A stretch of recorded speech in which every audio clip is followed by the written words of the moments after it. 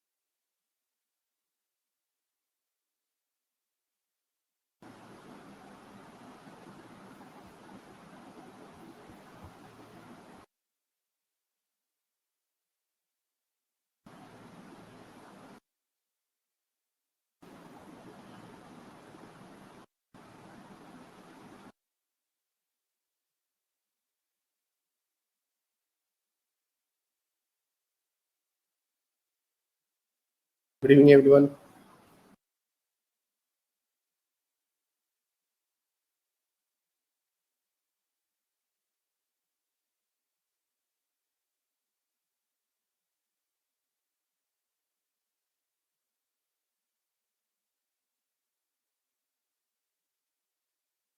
हम लोग बात करने वाले हैं फोटो इलेक्ट्रिक इफेक्ट के बारे में। ऑलरेडी तो ये पार्ट आप लोग पढ़े हुए हो केमिस्ट्री में, इसलिए ये बिल्कुल नया तो नहीं होगा। How many of you have never heard of this phenomena photo electric effect? कोई ऐसा है जिसको फोटो इलेक्ट्रिक इफेक्ट क्या है वो बिल्कुल भी नहीं पता? एनीवन? मुझे नहीं लगता केमिस्ट्री में क्लास 11th में ही आपने ये टॉपिक पढ़ा है। एक इसका बेसिक आइडिया आप लोग के पास है जरूर। इस चैप्टर का नाम है dual nature of radiation and matter. Dual nature का क्या मतलब होता है?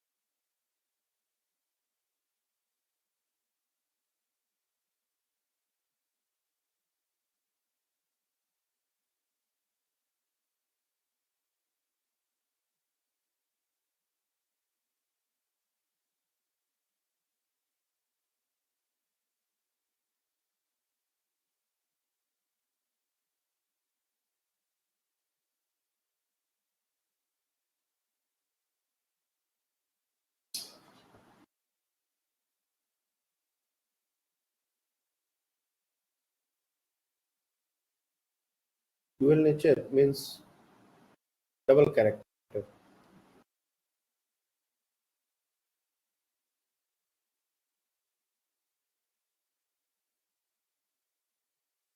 दो कैरेक्टर के बारे में हम लोग बात करते हैं, एक होता है पार्टिकल बिहेवियर और एक होता है वेव कैरेक्टर।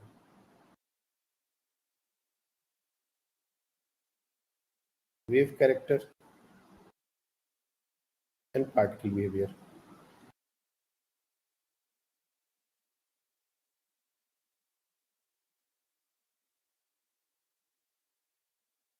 लाइट का हमने वेव कैरेक्टर वेव ऑप्टिक्स में देखा है और उसका पार्टिकल कैरेक्टर हम लोग इस चैप्टर में देखने वाले हैं। सिमिलरली पार्टिकल जो होते हैं हमारे लाइक सब एटॉमिक पार्टिकल्स, इलेक्ट्रॉन, उसका वेव कैरेक्टर हम लोग इस चैप्टर में देखेंगे। तो dual nature of radiation and matter. Radiation मतलब लाइट और मैटर मतलब पार्टिकल, जिसको जनरली हम लोग पार्टिकल की तरह ट्रीट करते हैं, वो पार्टिकल। तो उनका वेव कैरेक्टर और जो रेडिएशन जिनको हम वेव समझते थे या समझते हैं, उनका पार्टिकल कैरेक्टर, इसके बारे में हम लोग को समझना है। जैसा मैंने बताया था कि लाइट के बारे में बहुत सारे एक्सपेरिमेंट बहुत पहले से चलते आ रहे हैं। पहले न्यूटन की थ्योरी के अनुसार लाइट जो है वो स्ट्रीम ऑफ पार्टिकल्स ही था। फिर हाइगन की थ्योरी ने इंटरफेरेंस को और वाईडीएससी एक्सपेरिमेंट का जो आउटकम था उसको जस्टिफाई किया, तो लाइट को एक वेव मान लिया गया। फिर मैक्सवेल का इक्वेशन और इलेक्ट्रोमैग्नेटिक वेव्स का कॉन्सेप्ट आया, तो उस समय भी लाइट को एक वेव माना गया। लेकिन 19th सेंचुरी के एंड तक कुछ ऐसे एक्सपेरिमेंट हुए जिसके आउटकम जो थे वो वेव थ्योरी से एक्सप्लेन कर पाना मुश्किल था।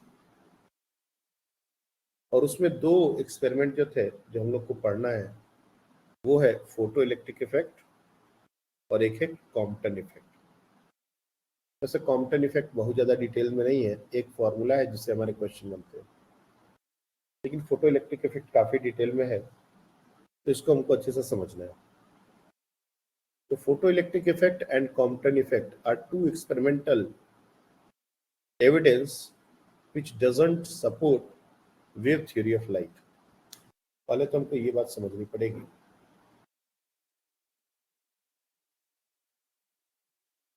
Photo electric effect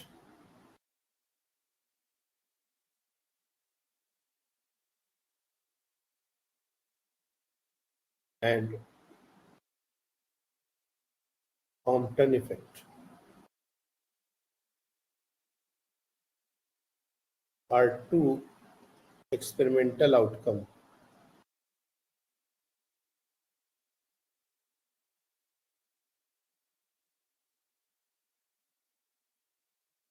which cannot be explained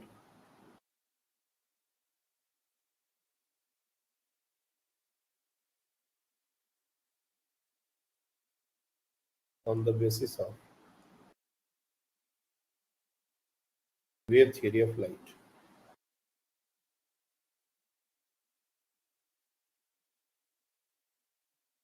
अभी हम लोग ड्यूअल नेचर में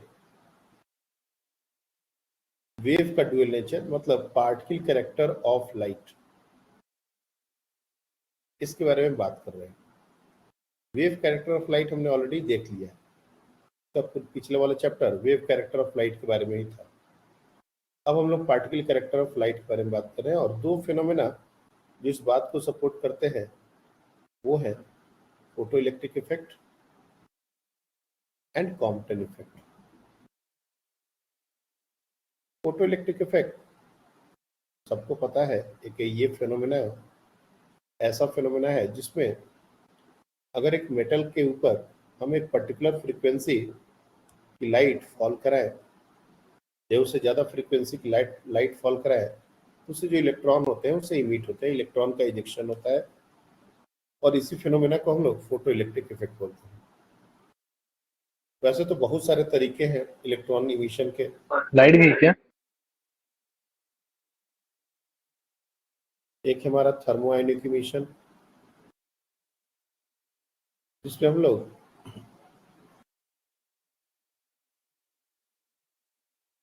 कैथोड रे ट्यूब CRT जब हम यूज करते हैं तो उसमें हम लोग थर्मोआयनिक इमिशन करते हैं। फोटो इलेक्ट्रिक इफेक्ट के बारे में समझने के लिए हमको इलेक्ट्रॉन इमिशन को समझना होगा। इलेक्ट्रॉन इमिशन,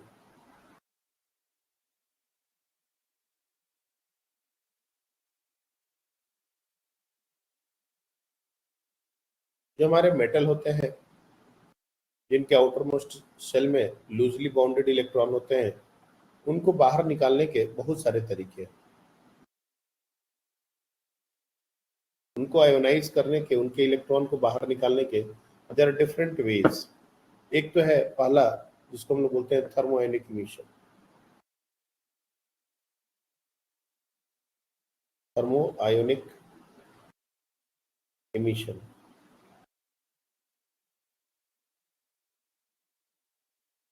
इसमें क्या होता है, सिंपली हमने मेटल को हिट कर दिया। कुछ ऐसे मटेरियल होते हैं जिनको हम हिट करेंगे तो उससे इलेक्ट्रॉन बाहर निकल जाते हैं। जब भी कोई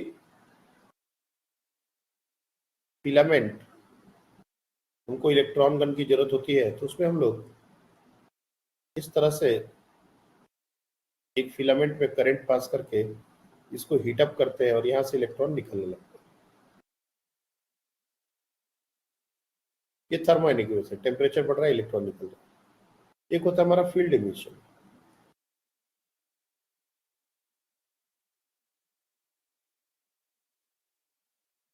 फील्ड इमिशन, इलेक्ट्रिक फील्ड हमने इतना स्ट्रॉन्ग कर दिया है किसी भी मटेरियल के अराउंड, किसी मेटल के अराउंड, कि उस इलेक्ट्रिक फील्ड के कारण इलेक्ट्रॉन जो है वो अट्रैक्ट होता है और मेटल सरफेस को छोड़ के बाहर निकलता है। उसको बोलते हैं फील्ड इमिशन। क्योंकि कोई भी इलेक्ट्रॉन, चाहे वो आउटर सेल में ही क्यों ना हो, न्यूक्लियस के साथ बंधा रहता है, और जब उसको बाहर निकलना है तो definitely it need some energy, ताकि वो उसको ओवरकम कर सके और बाहर निकल सके। आयोनाइजेशन एनर्जी एंड ऑल, ये सब अब चीजें आप लोग ने पढ़ी है एक एटम के अंदर। उस एनर्जी को ओवरकम करने के लिए या तो हम उसको हीट कर दे तो उसको एनर्जी मिल जाएगी, या एक इलेक्ट्रिक फील्ड हम लोग अप्लाई कर दें, बहुत स्ट्रॉन्ग इलेक्ट्रिक फील्ड। और तीसरा है photo electric effect.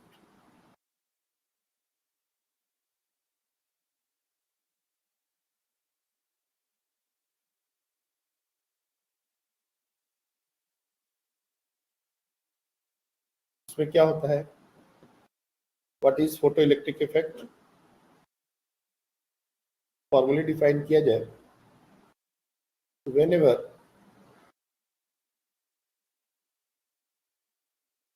whenever light of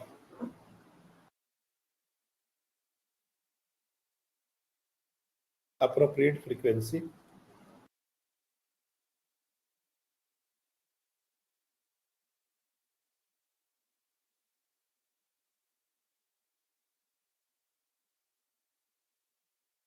fall on a metal surface,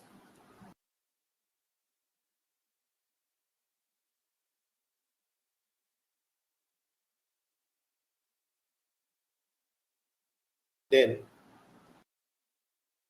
electron ejects from it.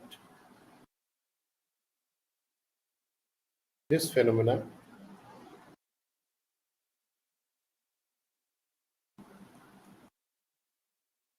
is called photoelectric effect.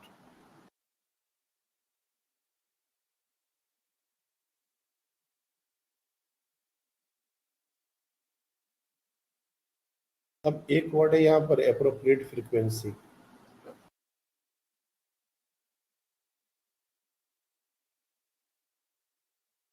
ये हम लोग देखेंगे कि एक्स का क्या मतलब है, और दूसरा कि जो इलेक्ट्रॉन्स का इजेक्शन होता है ये स्पॉन्टेनियस होता है। Ejects spontaneously. यहाँ पर एक वर्ड ऐड कर दोगे, स्पॉन्टेनियसली। ऐसा नहीं है कि हमने उसके ऊपर लाइट को फॉल कराया और कुछ देर के बाद इलेक्ट्रॉन्स का इमिशन हो रहा है, तुरंत इलेक्ट्रॉन निकलते हैं विदाउट एनी टाइम लैग। सबसे पहले तुमको ये समझना पड़ेगा कि वेव थ्योरी कैसे इस फेनोमेना को एक्सप्लेन नहीं कर पाती और वेव थ्योरी कैसे फेल कर जाती है। Because if you are looking for some new theory, तो पुरानी थ्योरी में क्या प्रॉब्लम है ये तो समझ में आना पड़ेगा। जैसे हमने कहा कि जो वेव थ्योरी है वो फोटोइलेक्ट्रिक इफेक्ट और कॉम्पटन इफेक्ट के आउटकम को एक्सप्लेन नहीं कर पा रही, तो कैसे एक्सप्लेन नहीं कर पा रही ये तो समझना पड़ेगा। तो सबसे पहला तो यही पॉइंट है।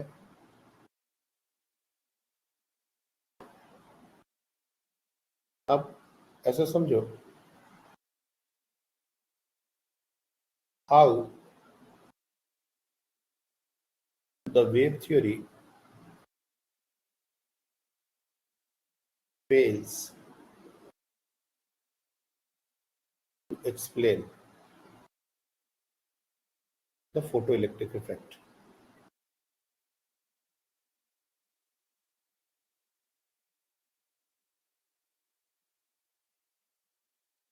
डिफरेंट पॉइंट्स हैं, 3 पॉइंट हैं, तीनों को अच्छे से समझना है। पहला पॉइंट है कि अगर कोई मेटल से इलेक्ट्रॉन को निकलना है तो उसके लिए एक पर्टिकुलर फ्रीक्वेंसी से ज़्यादा फ्रीक्वेंसी होने का कोई ज़रूरत नहीं है। कोई भी वेव एनर्जी कैरी करती है। अगर हम कोई भी लाइट को उसके ऊपर फॉल कराते हैं, इलेक्ट्रॉन जो है वो एनर्जी एक्यूमुलेट करेगा, एनर्जी लेगा, क्योंकि वेव्स में एनर्जी जो है वो कंटिन्यूअस फॉर्म में होती है। Wave carries energy in continuous form, it's not like stream of particles, एक पैकेट ऐसा नहीं होता। उनमें एनर्जी कंटिन्यूअसली डिस्ट्रीब्यूटेड होती है। तो इलेक्ट्रॉन जो है अगर हम किसी भी फ्रीक्वेंसी की लाइट को फॉल कराते हैं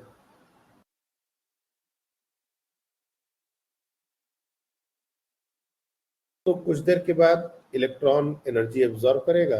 जब उसको जितनी भी थ्रेशोल्ड एनर्जी है जिसको हम लोग बोलते हैं वर्क फंक्शन, कुछ टर्म्स भी हम लोग डिफाइन करेंगे। वर्क फंक्शन, वर्क फंक्शन हम लोग डिफाइन करते हैं minimum energy required to eject an electron from its lattice और फ्रॉम इट्स एटम या मेटल सरफेस से जो भी इलेक्ट्रॉन है उनको बाहर निकालने के लिए जो मिनिमम एनर्जी रिक्वायर्ड होती है उसी को बोलते हैं वर्क फंक्शन। और ये हर एक मटेरियल की प्रॉपर्टी होती है। तो अगर कोई लाइट कम फ्रीक्वेंसी की भी है बट एनर्जी कैरी कर रही है और लगातार उसको हम इल्यूमिनेट कर रहे हैं, तो कुछ देर के बाद उसकी एनर्जी उतनी हो जाएगी कि वो उस बैरियर को क्रॉस कर जाए और बाहर निकल जाए। यानी कि फोटो इलेक्ट्रिक इफेक्ट और फोटो इलेक्ट्रिक इमिशन हर फ्रीक्वेंसी पर पॉसिबल होना चाहिए, अगर ये बात ट्रू है तो। लेकिन the actual outcome of the experiment is totally different. अगर हम कोई कम फ्रीक्वेंसी की लाइट को पूरे दिन के लिए भी इल्यूमिनेट करें उस मेटल सरफेस पर, तो इलेक्ट्रॉन्स बाहर नहीं निकलते। अकॉर्डिंग टू वेव थ्योरी उनको बाहर निकलना चाहिए, लेकिन नहीं निकलते। तो ये पहला जो है वो कॉन्ट्रडिक्शन है जो वेव थ्योरी एक्सप्लेन नहीं कर पा रहा। इसको अगर हम लोग चाहें तो लिख सकते हैं according to wave theory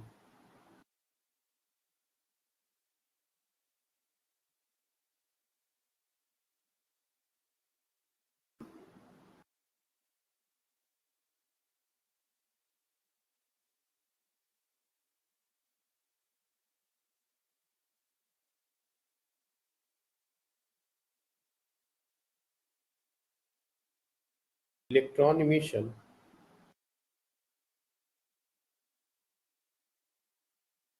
should take place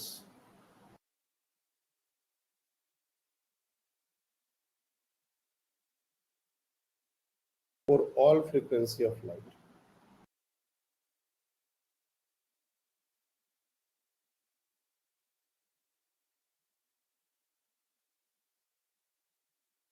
but real experiment में ये बात सही नहीं है.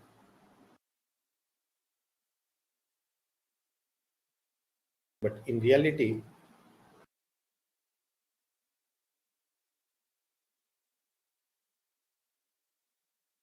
electron emission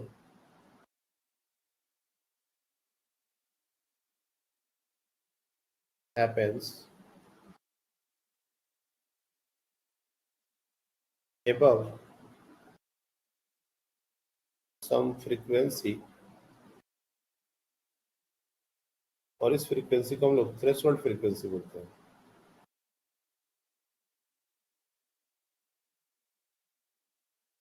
called threshold frequency.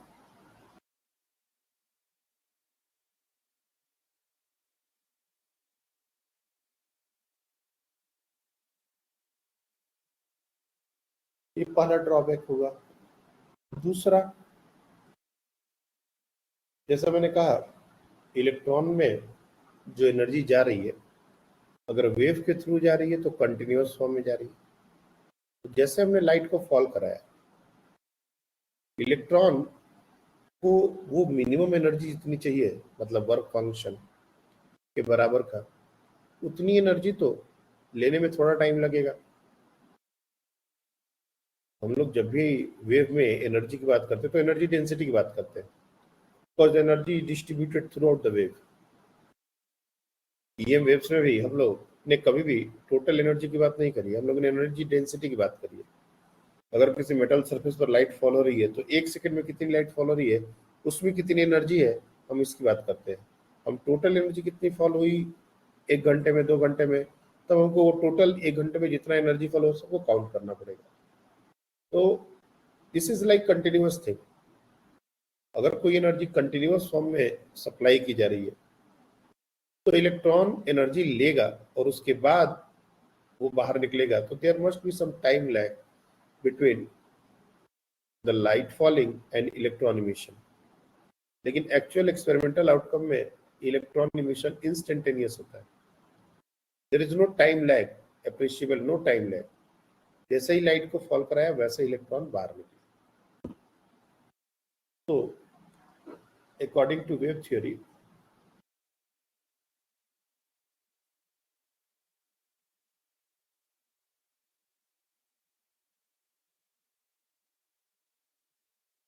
there must be some time lag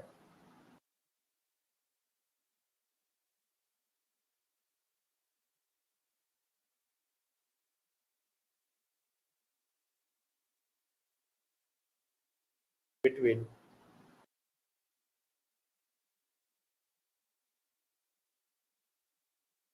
light fall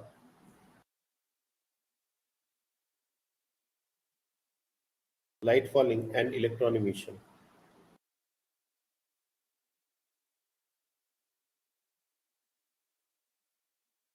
But in practical,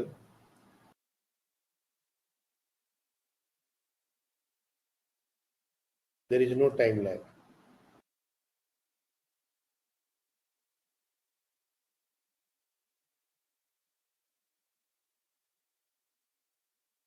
There is no time lag. ये भी हमारा wave theory explain नहीं कर पाया. Next sir sir time lag का एक बार हमारा वेव थ्योरी में इलेक्ट्रॉन जब एनर्जी लेगा उसको टाइम लैग होगा. उसमें एनर्जी कंटिन्यूअस फॉर्म में उसको मिल रही है तो एक मिनिमम एनर्जी को एक्यूमुलेट होने में उसको टाइम लगेगा. हम उसको एक बार में तो एनर्जी दे नहीं रहे. वेव में, according to wave theory, wave में एनर्जी कंटिन्यूअसली डिस्ट्रीब्यूटेड होती है. तो जो भी एनर्जी उसको मिलेगी वो कंटिन्यूअस फॉर्म में मिल रही है। उसको एनर्जी टोटल मिलने में जितना उसको चाहिए इसको हो में क्या टाइम गया यार, जा रहा है। बाहर तुम्हारे माइक से बहुत आवाज आ रही है।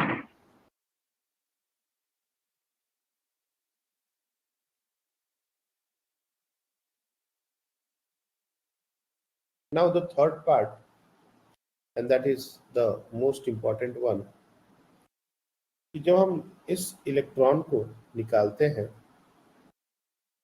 और इसकी काइनेटिक एनर्जी जब मेजर करते हैं तो सिंपल सी बात है कि जो इलेक्ट्रॉन के पास जितनी ज्यादा काइनेटिक एनर्जी होगी इसका मतलब उसने उतना ही ज्यादा एनर्जी एब्जॉर्ब किया है। और वेव की जो एनर्जी होती है वो इंटेंसिटी से उसका रिलेशन होता है। अगर ज्यादा एनर्जी कैरी कर रही है मतलब इंटेंसिटी ज्यादा है। अगर कोई वेव कम एनर्जी कैरी कर रही है तो उसकी इंटेंसिटी कम। यानी कि जो इलेक्ट्रॉन बाहर निकलेंगे उनकी काइनेटिक एनर्जी का सीधा सीधा रिलेशन लाइट की इंटेंसिटी से होना चाहिए। बट एक्चुअली जब हमने एक्सपेरिमेंटल आउटकम देखा उसमें जो काइनेटिक एनर्जी ऑफ इलेक्ट्रॉन है वो इंटेंसिटी पर डिपेंड नहीं कर रहा, वो उसकी फ्रीक्वेंसी पर डिपेंड कर रहा है। तो जो थर्ड जहां पर वेव थ्योरी फेल कर रही है वो क्या है? According to wave theory,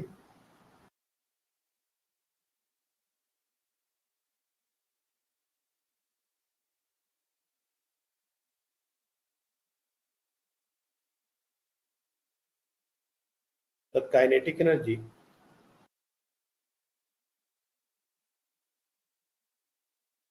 of ejected electrons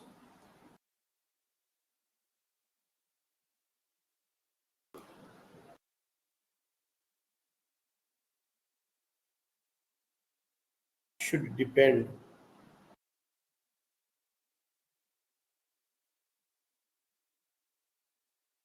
on intensity of light.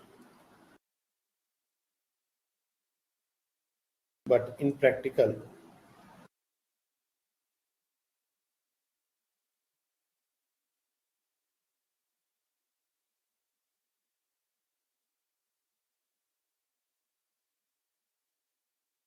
the kinetic energy depends on frequency. ये मेन तीन जो है वो हमारे ड्रॉबैक है जो वेव थ्योरी से बिल्कुल अपोजिट रिजल्ट दे रहे हैं जो हमारा एक्सपेरिमेंटल आउटकम का रिजल्ट आता है। तो डेफिनेटली हमारा जब एक्सपेरिमेंटल आउटकम उनसे मैच नहीं कर रहा तो हमको एक नई थ्योरी की जरूरत पड़ेगी। वो एक्सपेरिमेंटल आउटकम है क्या, उनके रिलेटेड ग्राफ है क्या? पहले हम लोग वो ग्राफ और वो सारे एक्सपेरिमेंटल आउटकम देखेंगे।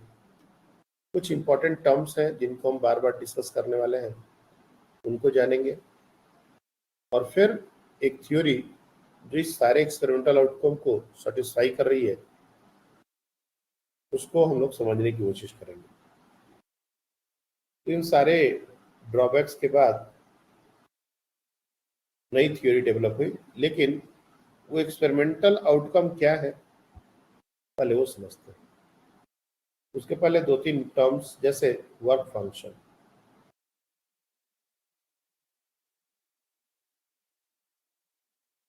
वर्क फंक्शन इसको हम लोग फाई से डिनोट करते हैं।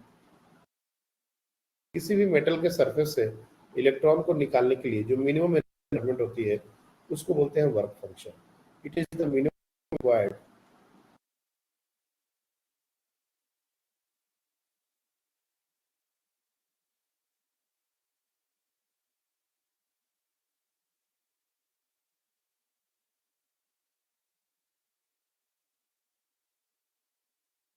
to eject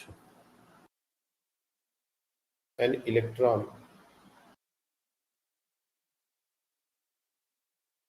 from the metal surface.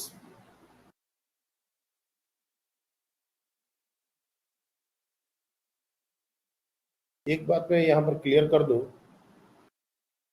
ये जो फाई होता है ये इलेक्ट्रॉन वोल्ट में होता है, ईवी इलेक्ट्रॉन वोल्ट। और इस पूरे डिस्कशन में और इस पूरे चैप्टर में कहा जाता है ईवी का बड़ा रोल है। 1 eV is equal to 1.6 into 10⁻⁻19 joule. और इसको ऐसे भी एक्सप्लेन कर सकते हैं कि एक इलेक्ट्रॉन को अगर हम लोग ने 1 वोल्ट पोटेंशियल डिफरेंस से एक्सेलरेट किया, दो टर्मिनल्स है जिनके बीच का पोटेंशियल डिफरेंस 1 वोल्ट है, और एक इलेक्ट्रॉन को अगर हमने इस 1 वोल्ट के पोटेंशियल डिफरेंस से एक्सेलरेट किया, तो जो इलेक्ट्रॉन एनर्जी गेन करेगा उसी को हम लोग 1 इलेक्ट्रॉन वोल्ट बोलते हैं, और वो हमारा इतने के बराबर होता है। तो इस पूरे चैप्टर में जो भी एनर्जी का कैलकुलेशन होता है वो सब इलेक्ट्रॉन वोल्ट में होता है। Even work function is also given in electron volt. Electron volt और जूल में ये रिलेशन हमको याद होना चाहिए। वर्क फंक्शन हमने डिफाइन किया है, it is the minimum energy required to eject an electron from the metal surface. अब यहाँ पर एक चीज जो हम लोग को ध्यान में रखनी है और जो हम लोग मिस्टेक करते हैं कि अगर किसी मेटल सरफेस पर फाई के बराबर की एनर्जी सपोज फॉल होती है तो इलेक्ट्रॉन्स निकलेंगे ही, ऐसा जरूरी नहीं है। सी फोटॉन्स के फॉल होने से, आई मीन लाइट के फॉल होने से इलेक्ट्रॉन्स इमिट होते हैं, और लाइट की एनर्जी अगर वर्क फंक्शन से ज्यादा हुई तो इलेक्ट्रॉन निकल सकते हैं। इलेक्ट्रॉन निकलेंगे ही, ये स्टेटमेंट गलत होगा, क्योंकि उसके अलावा भी और भी बहुत सारी बातें हैं इलेक्ट्रॉन के इजेक्शन के लिए रिस्पॉन्सिबल। सिर्फ वर्क फंक्शन से ज्यादा एनर्जी इलेक्ट्रॉन निकलेगा ही निकलेगा मेटल सरफेस से, ऐसा बोलना गलत है। तो it is the minimum energy required to eject an electron from the metal surface. मतलब इससे कम देंगे तो नहीं निकलेगा, लेकिन इसके बराबर या इससे ज्यादा देंगे तो निकलेगा ही, ये भी बोला नहीं जा सकता। निकल सकता है, नहीं भी निकल सकता है। हम लोग आगे देखेंगे कि इसमें क्या और बातें हैं जो समझने की। वर्क फंक्शन दूसरा है stopping potential. The second term that we are going to define is stopping potential.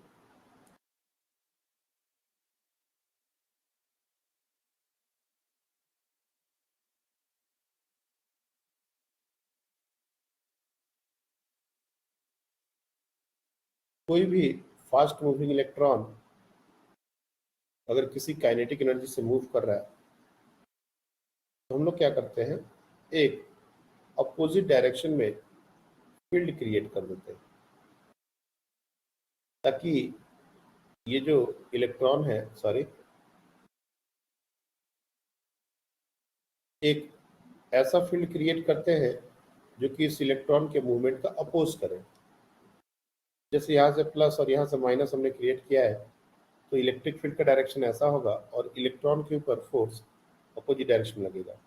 तो अगर इसकी वेलोसिटी इस डायरेक्शन में है तो it will feel a repulsion, और यहाँ से यहाँ आते आते इसकी वेलोसिटी कम हो जाएगी।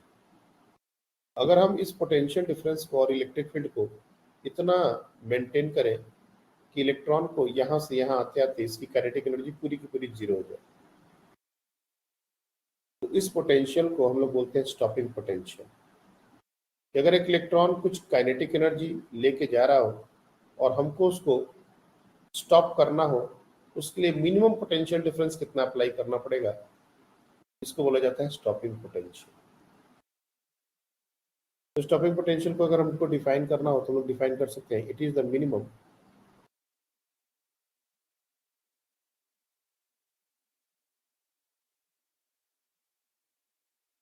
potential difference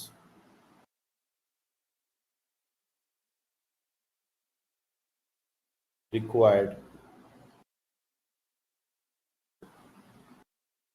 to stop the fastest moving electron मान लो हमारे पास बहुत सारे इलेक्ट्रॉन है, सब अलग अलग एनर्जी से मूव कर रहे हैं, तो उसमें जो सबसे ज़्यादा एनर्जी लेके मूव कर रहा है उसको रोकने के लिए जो पोटेंशियल हमको लगाना पड़ेगा, उसी पोटेंशियल को बोलते हैं स्टॉपिंग पोटेंशियल। इसको वी नॉट से डिनोट किया जाता है और ये वोल्ट में मेजर किया जाता है। ऑब्वियसली पोटेंशियल है तो वोल्ट में ही मेजर करेंगे। एक चीज बस हमको यहाँ पर समझ में आनी चाहिए कि अगर किसी इलेक्ट्रॉन की kinetic energy, if an electron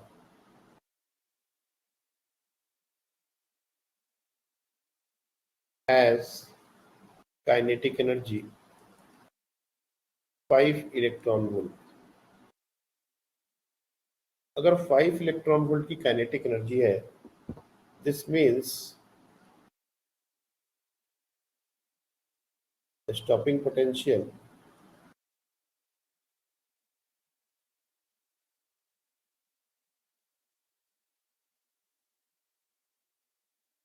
should be 5 volt. यहाँ पर ये बात समझना रहेगा कि जितना ही इलेक्ट्रॉन वोल्ट में उसकी एनर्जी होगी, उसमें से ई को हटा दोगे तो वो हमारा स्टॉपिंग पोटेंशियल वैल्यू हो जाता है।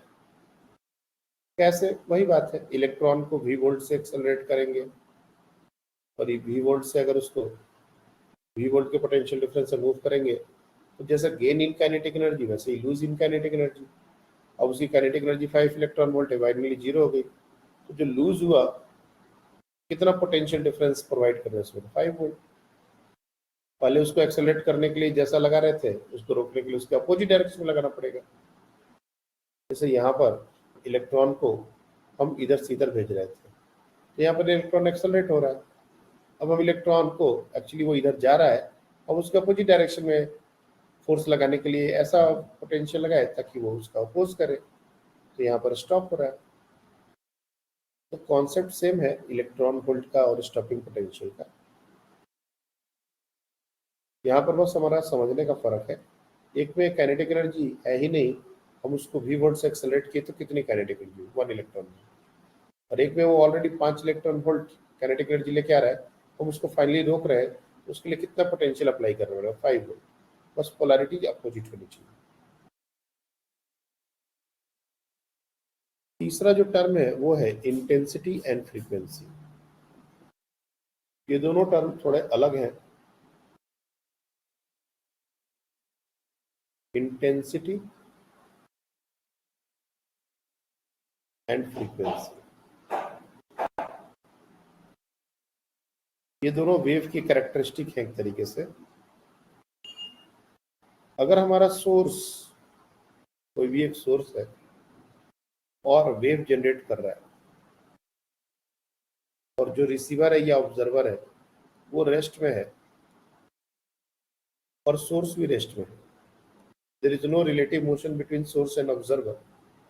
जिस फ्रीक्वेंसी की लाइट ये और जिस फ्रीक्वेंसी का वेव ये जनरेट करेगा, ये उसी फ्रीक्वेंसी का वेव ऑब्जर्व भी करेगा। इसके लिए सेपरेशन का कोई मतलब नहीं है, सेपरेशन कम है ज़्यादा है, the frequency is going to be the same irrespective of the distance of source and observer। लेकिन अगर ये सोर्स आई नॉट इंटेंसिटी का वेव जनरेट कर रहा है, तो ऑब्जर्वर जो सुनेगा, अगर ये पॉइंट सोर्स है तो वो हो जाएगा I naught upon r square. Basically intensity is inversely proportional to r square for point source.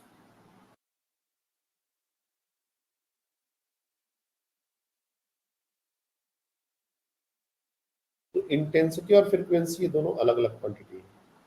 कुछ हद तक इंटेंसिटी फ्रीक्वेंसी के ऊपर डिपेंड करता है, ऐसा नहीं बोलेंगे कि टोटली ये दोनों इंडिपेंडेंट क्वांटिटीज हैं। इंटेंसिटी का जो फॉर्मूला होता है half rho omega square A square V. Omega हमारा 2π/t है और इसको 2πf से रिलेट करेंगे तो हम देखेंगे intensity dependents on frequency. Intensity हमारा फ्रीक्वेंसी के ऊपर डिपेंड करता है, लेकिन इंटेंसिटी और फ्रीक्वेंसी ये दोनों अलग अलग क्वांटिटी है। और अगर हम चाहें तो फ्रीक्वेंसी को कांस्टेंट रख के इंटेंसिटी को चेंज कर सकते हैं। अगर हम चाहें तो इंटेंसिटी को कांस्टेंट रख के फ्रीक्वेंसी को चेंज कर सकते हैं। दोनों को भी चेंज किया जा सकता है। दूर जाने या पास आने से फ्रीक्वेंसी का चेंज नहीं होता, इंटेंसिटी का चेंज होता है। इसके बाद जो एक्सपेरिमेंटल आउटकम होंगे उसको समझने के लिए इंटेंसिटी और फ्रीक्वेंसी का फर्क हमको समझ में आना पड़ेगा।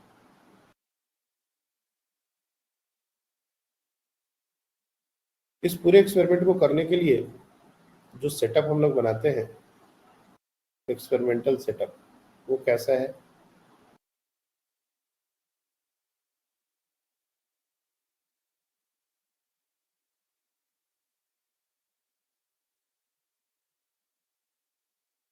ये कुछ इस तरह का एक इवैक्यूएटेड चैम्बर होता है जिसमें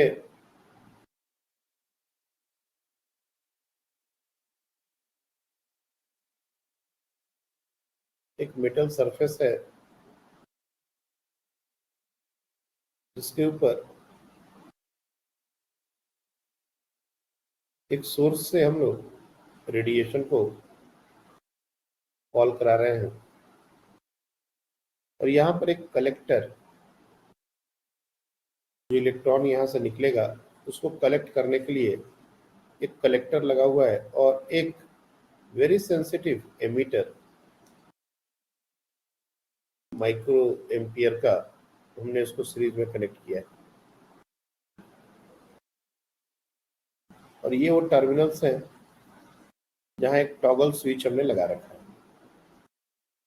टॉगल स्विच का क्या मतलब होता है? टॉगल स्विच आर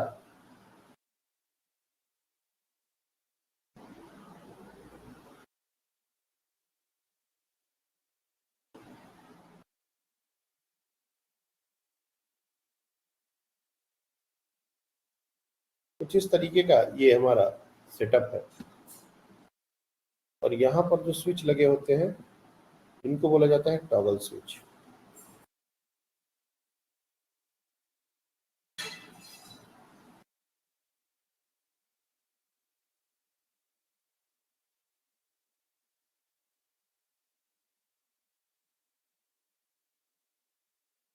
इनको ऐसे क्यों कनेक्ट किया गया है ये भी समझने का जरूरत है। बैटरी की पोलैरिटी हम लोग टाइम टू टाइम चेंज करते हैं। ये पूरा एक्सपेरिमेंटल आउटकम को हम लोग कैसे देखते हैं?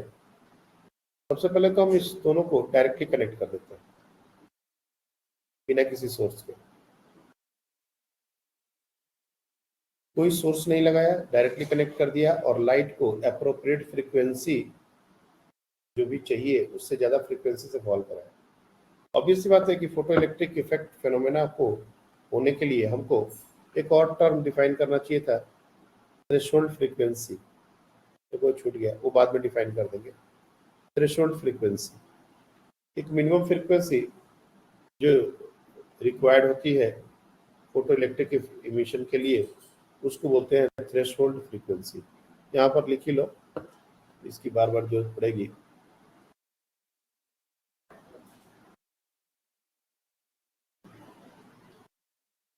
Threshold frequency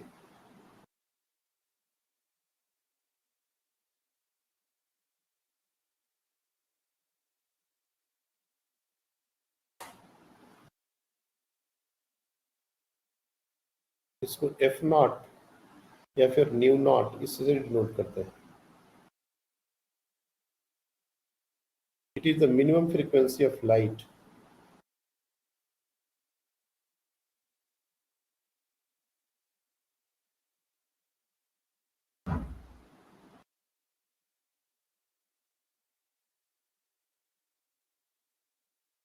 required for photoelectric emission।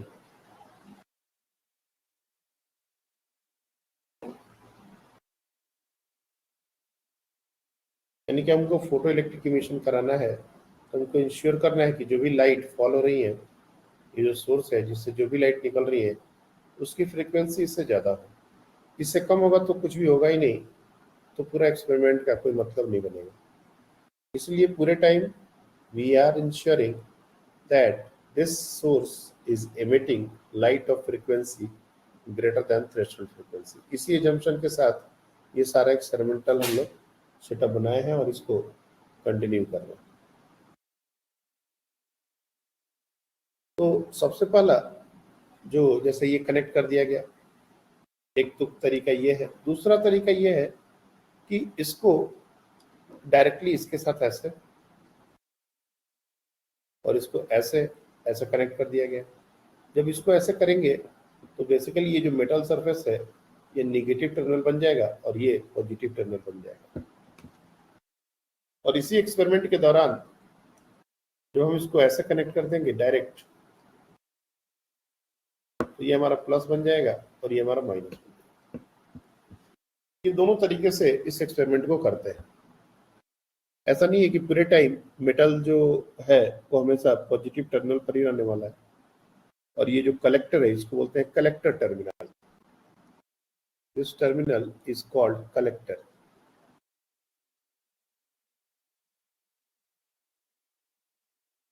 ये हमेशा नेगेटिव रहने वाला है। इनकी पोलैरिटी हम एक्सपेरिमेंट के दौरान चेंज करेंगे और इसी के लिए हमने ये टॉगल स्विच यूज किया हुआ है। ये वेरिएबल पोटेंशियल है, मतलब ये तो हमने एक पोटेंशियल मेंटेन किया है, इसको चेंज तो हम वेरिएबल रजिस्टर यहाँ पर लगा दिए हैं ताकि इनके क्रॉस पोटेंशियल डिफरेंस को चेंज किया जा सके। Experiment we are going to change the potential.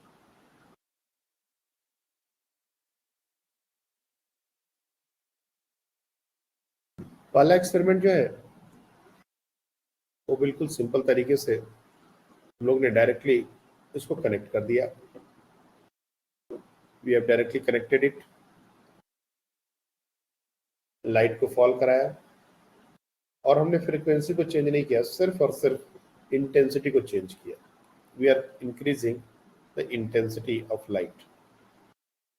और बेसिकली ये जो एम्पियर है ये हमारा मेजर करेगा फोटो करंट।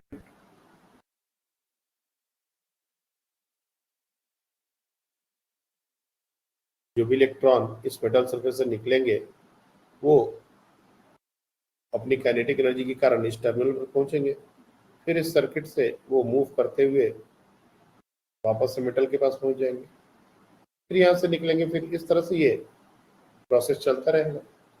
अगर हम कोई भी टर्मिनल कोई भी सोर्स नहीं लगाते हैं तब भी ये होगा। तो पहला जो ग्राफ है वो हमारा है इंटेंसिटी वर्सेस फोटो करंट। ये हमारा है फोटो करंट और ये हमारा इंटेंसिटी। तो जब इंटेंसिटी 0 थी फोटो करंट भी 0 था और जैसे जैसे इंटेंसिटी बढ़ी फोटो करंट भी बढ़ गया। तो ये जो ग्राफ है that is a pure straight line graph. Pure straight line graph. यहाँ से हम देख के इस ग्राफ के आउटकम से डायरेक्टली बना, ये हमारा एक्सपेरिमेंटल आउटकम है। थ्योरी इसके बाद में बनी, पहले हमारे एक्सपेरिमेंट हुए उसके बाद थ्योरी डेवलप हुई जिससे इस आउटकम को एक्सप्लेन किया गया। यहाँ से जो समझो current directly proportional to intensity. Photo current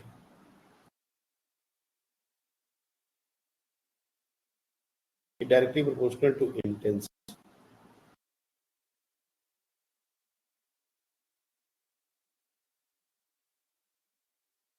दूसरा ग्राफ ड्रॉ किया गया वो है फोटो करंट वर्सेस पोटेंशियल।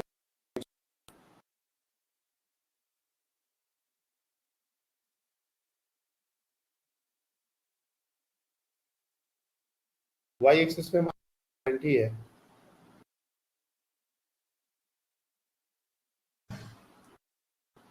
और ये हमारा पोटेंशियल।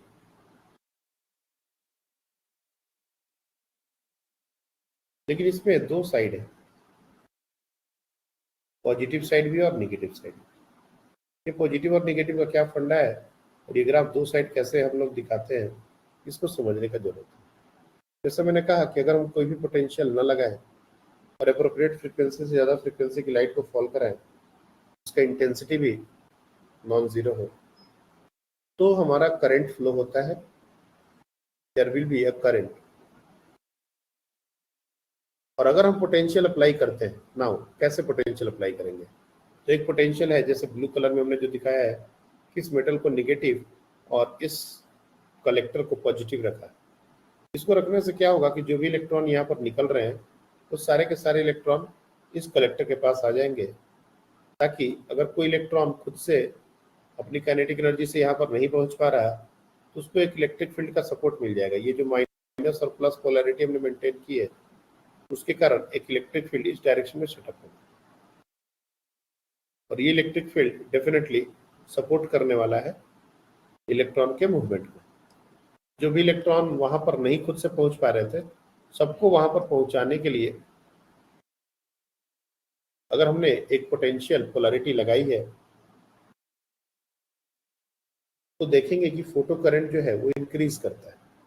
यानी कि जीरो से जो बाद का ग्राफ है, पहले हमारा फोटो करंट जीरो नहीं है। जब हमने पोटेंशियल को जीरो रखा है, then also the photo current is not zero, it has some value. लेकिन जैसे ही हम पोटेंशियल को इंक्रीज करते हैं इन फॉरवर्ड डायरेक्शन, लाइक ये हमारा प्लस है और ये हमारा माइनस है, इस तरीके से हम जब इंक्रीज करते हैं तो देखते हैं कि कुछ देर तक फोटो करंट हमारा बढ़ता है और फिर एक सेचुरेशन रीच कर जाता है। ये जो टर्म है इसको बोलते हैं सेचुरेशन करंट।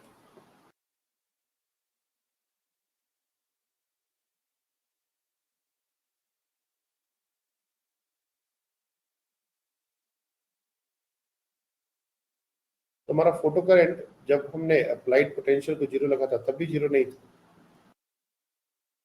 लेकिन जैसे हम पोटेंशियल को बढ़ा रहे हैं तो फोटो करंट बढ़ रहा है, और एक फिक्स्ड वैल्यू के बाद ये पोटेंशियल को बढ़ा रहे हैं बढ़ा रहे हैं बढ़ा रहे हैं। After some time we are seeing कि एक सेचुरेशन रीच कर गया, उसके बाद पोटेंशियल हम बढ़ा भी रहे हैं तो भी करंट नहीं बढ़ रहा।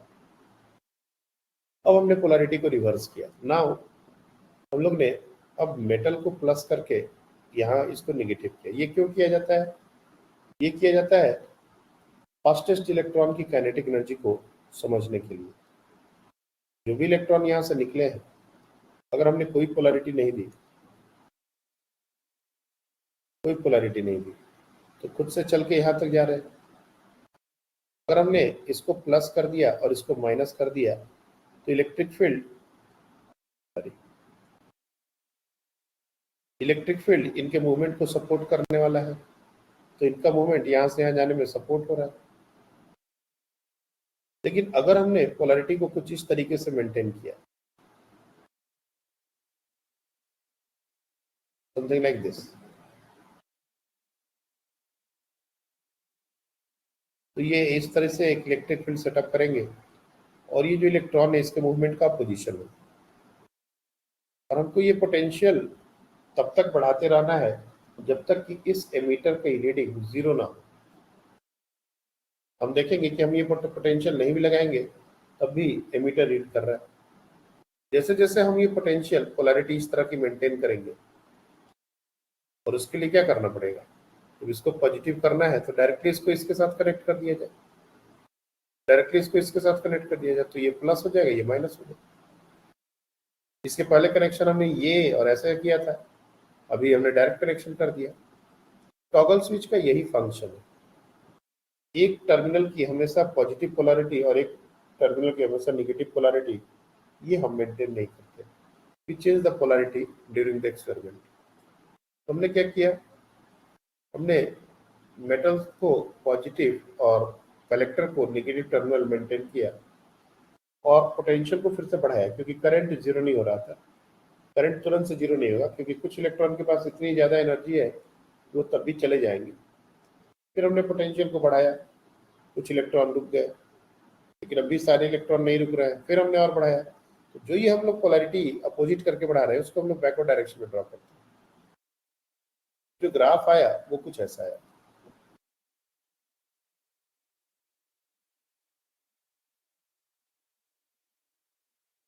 और एक वो पोटेंशियल इसको माइनस वी नॉट कहते हैं, जहां पर जाके फोटो करंट जीरो हो गया। जैसे ये जीरो हुआ उसी को हम लोग बोलते हैं stopping potential. This V naught is stopping potential.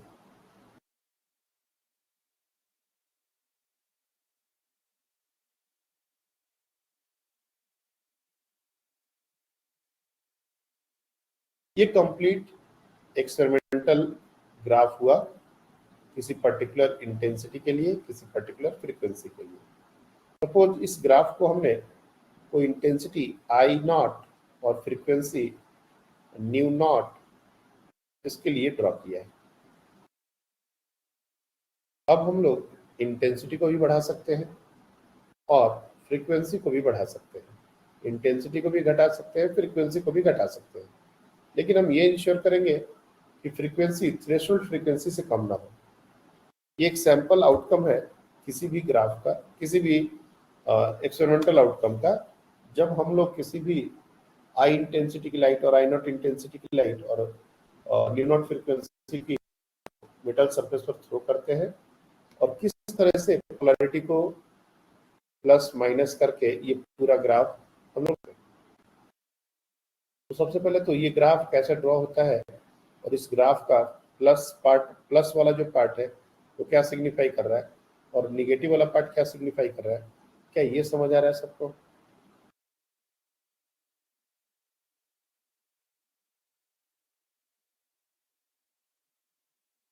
हाँ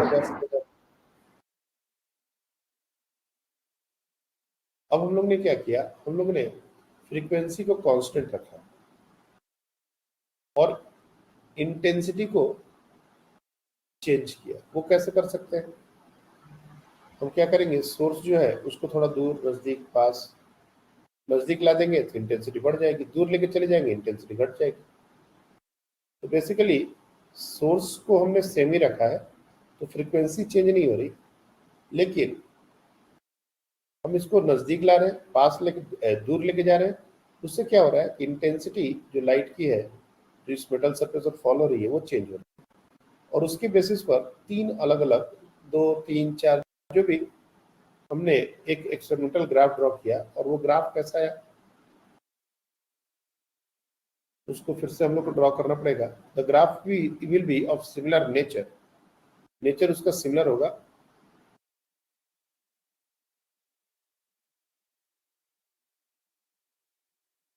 इस तरह का प्लस और माइनस दोनों में ही हम लोग को ग्राफ ड्रॉ करना है। दिस इज वी और ये हमारा फोटो इलेक्ट्रिक करंट है, फोटो करंट जिसको बोलते हैं। वाई एक्सिस हमारा फोटो करंट ही रहने वाला है। तो इसमें जो तीन ग्राफ हमारे आ रहे हैं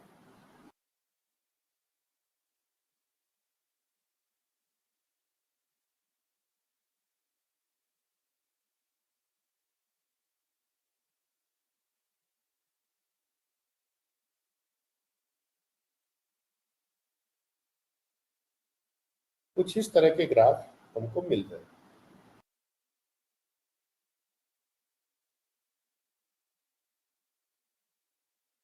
ये हमारे सेचुरेशन करंट के वैल्यूज है। This is the intensity I1, this is intensity I2, this is intensity I3। सबकी फ्रीक्वेंसी सेम है, फ्रीक्वेंसी रिमेन्स सेम।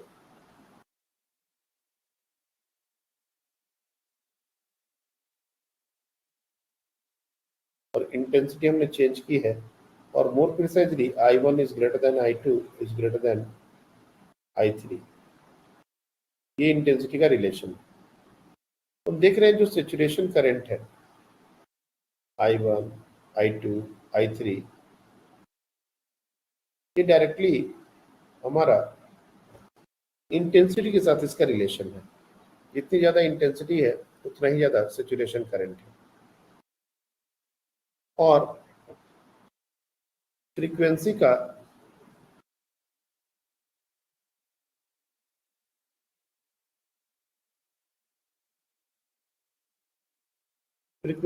कहीं कोई लेना देना नहीं है, सिवाय इस बात के कि इसका तीनों का stopping potential same.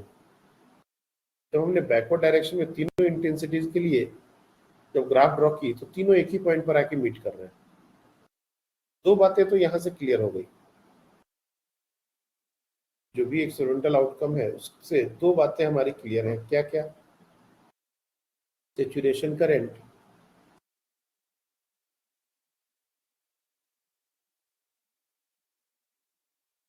Depends on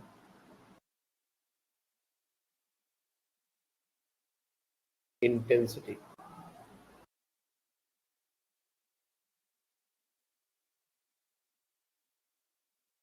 और दूसरा stopping potential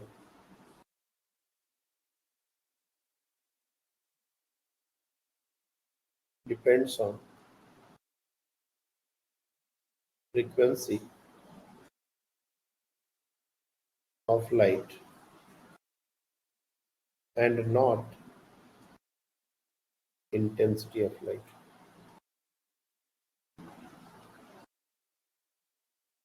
frequency of light पर डिपेंडेंसी है, इस बात को समझने के लिए एक एक्सपेरिमेंट और करेंगे हम लोग सिमिलर तरीके से, और इस बार हम लोग फ्रीक्वेंसी को चेंज करेंगे, इंटेंसिटी को कांस्टेंट रखेंगे। लेकिन इंटेंसिटी के ऊपर डिपेंडेंसी नहीं है, ये बात तो हम बोल सकते हैं। Not on intensity of light, ये बात तो हम लोग बोल सकते हैं, क्योंकि तीन अलग अलग इंटेंसिटी के लिए भी अगर हमारा स्टॉपिंग पोटेंशियल सेम आ रहा है, यानी कि इंटेंसिटी के ऊपर डिपेंडेंसी नहीं है, तभी तो ऐसा हो सकता है। और फ्रीक्वेंसी हमने कांस्टेंट रखी थी और स्टॉपिंग पोटेंशियल भी सेम रह गया, तो कहीं ना कहीं हम ऐसा मान सकते हैं कि स्टॉपिंग पोटेंशियल का रिलेशन फ्रीक्वेंसी के साथ है। अब नेक्स्ट जो ग्राफ सिमिलर तरीके से हमने ड्रॉ किया है, अब उसमें हम फ्रीक्वेंसी को चेंज कर रहे हैं। फ्रीक्वेंसी को चेंज करने के बहुत सारे तरीके हैं, इंटेंसिटी को कांस्टेंट रखते हुए। तो हमने क्या किया, सोर्स को यही रहने दिया, और ये जो ओपनिंग है यहाँ पर अलग अलग कलर के पॉलीथीन या इस तरह से कुछ ट्रांसपेरेंट चीजें लगा दी, ताकि एक बार ग्रीन लाइट जाए, एक बार येलो लाइट जाए, एक बार ब्लू लाइट जाए, ऐसा, ताकि फ्रीक्वेंसी अलग अलग जाए। To change the frequency we can do that. वैसे एक्चुअल एक्सपेरिमेंट में क्या करते हैं ये हमारे लिए बहुत ज़्यादा इंपॉर्टेंट नहीं है। somehow we are doing that, we are changing the frequency of light, and उसके बाद जो आउटकम आया वो कैसा था?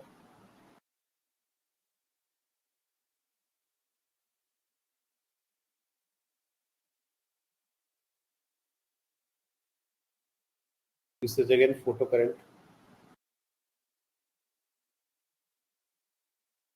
and this is potential applied.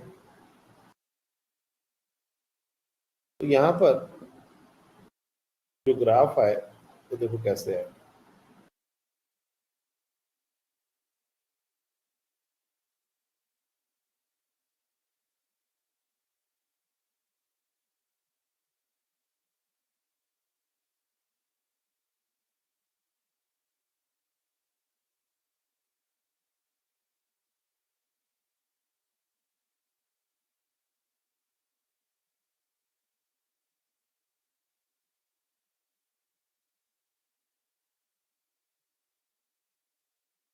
कुछ इस तरीके का ग्राफ है, मतलब तीनों के जो स्टॉपिंग पोटेंशियल थे वो अलग अलग आए जैसा एक्सपेक्टेड था, और तीनों का सैचुरेशन करंट सेम आ गया। Saturation current,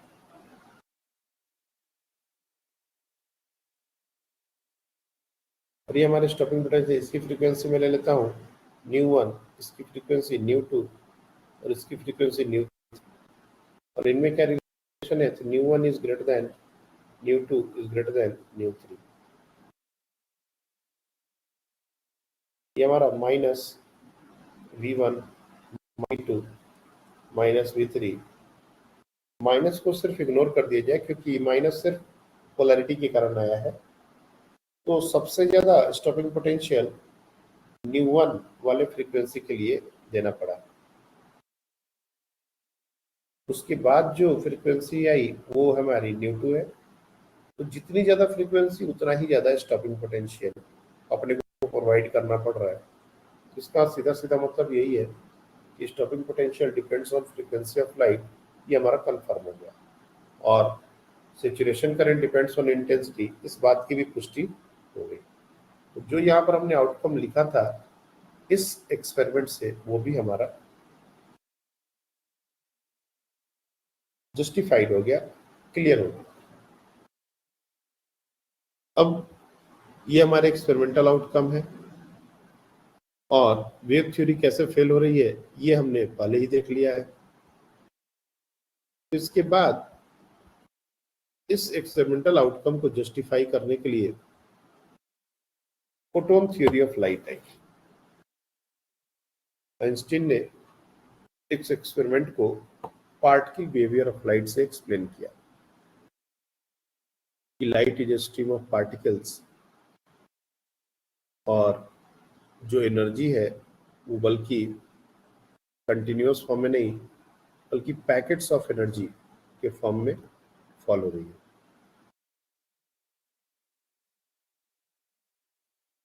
to explain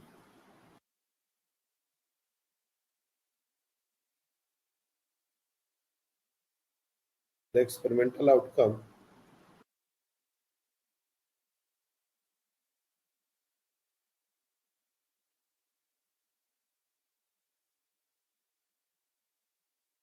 Einstein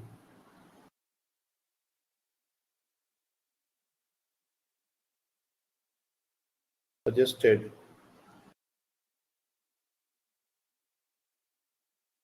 a particle theory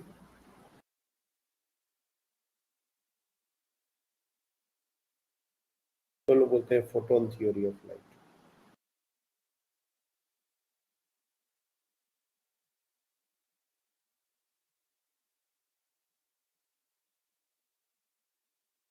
क्या है फोटोन थ्योरी और कैसे ये आउटकम सारे जो है उसको एक्सप्लेन कर पा रही है, ये फोटो इलेक्ट्रिक इफेक्ट फेनोमेना को कैसे एक्सप्लेन कर पा रही है, वो पहले हम लोग देखेंगे। पहले फोटोन थ्योरी है क्या। तो heading of photon theory of light.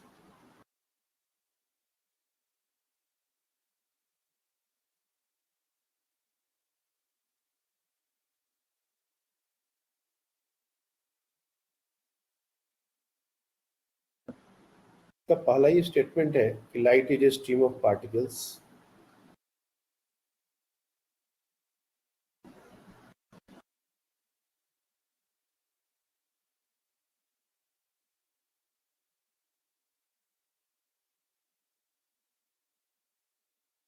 called photons,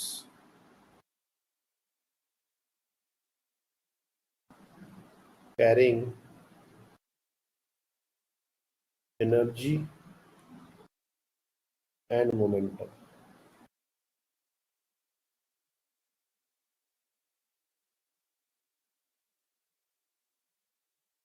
light जो है बेसिकली वो स्ट्रीम ऑफ पार्टिकल्स है जो एनर्जी और मोमेंटम को कैरी कर रहे हैं। ईच फोटोन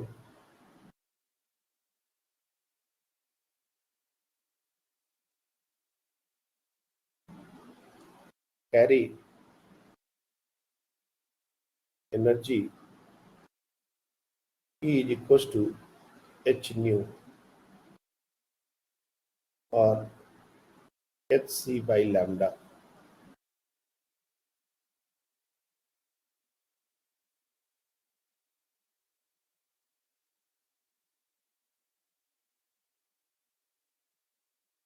तो फोटोन की जो एनर्जी है वो फ्रीक्वेंसी के ऊपर डिपेंडेंट है, एच न्यू और h c by lambda. Obvious सी बात है, c is equal to nu into lambda, ये हमारा का फॉर्मूला है, और यहाँ से nu can be written as c by lambda.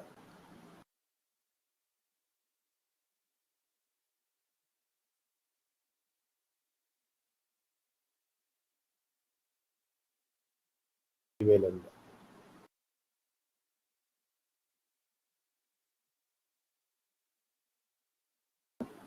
Each photon carry energy is equals to h mu तीसरा, photons carry with the speed of light.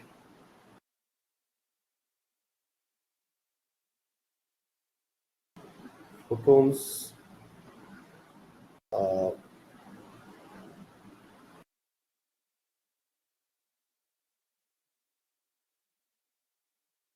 have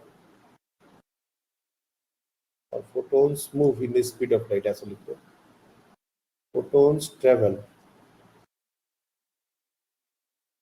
at the speed of light.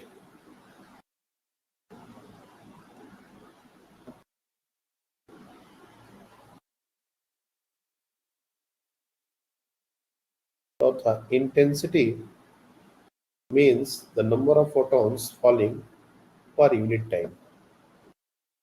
Intensity of light signifies the number of photon falling per unit time.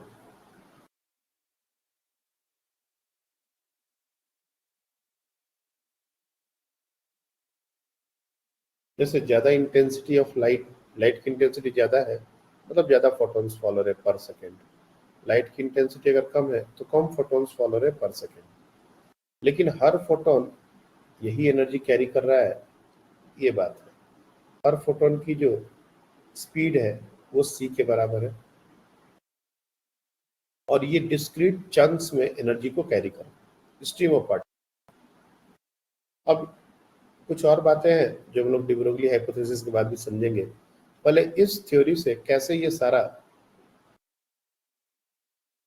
जो outcome है वो justified हुआ, ये हमको समझना रहेगा. और ये जो 3 ड्रॉबैक्स थे बेसिकली जो वेव थ्योरी से एक्सप्लेन नहीं हो पा रहे थे, वो कैसे इससे एक्सप्लेन हो पा रहे हैं. तो देखो, कोई भी लाइट जब फॉल होती है तो उसमें हमने कहा कि वो स्ट्रीम ऑफ पार्टिकल्स है और हर एक पार्टिकल और हर जो फोटोन है that carries energy and momentum. मतलब you can say this is a packet of energy. और जैसे ही वो पैकेट ऑफ एनर्जी किसी भी इलेक्ट्रॉन के ऊपर फॉल हो रहा है तो इलेक्ट्रॉन को एनर्जी मिल रही है. तो सारी की सारी एनर्जी इलेक्ट्रॉन को मिल जा रही है. नाउ अगर वो एनर्जी सफिशिएंट है,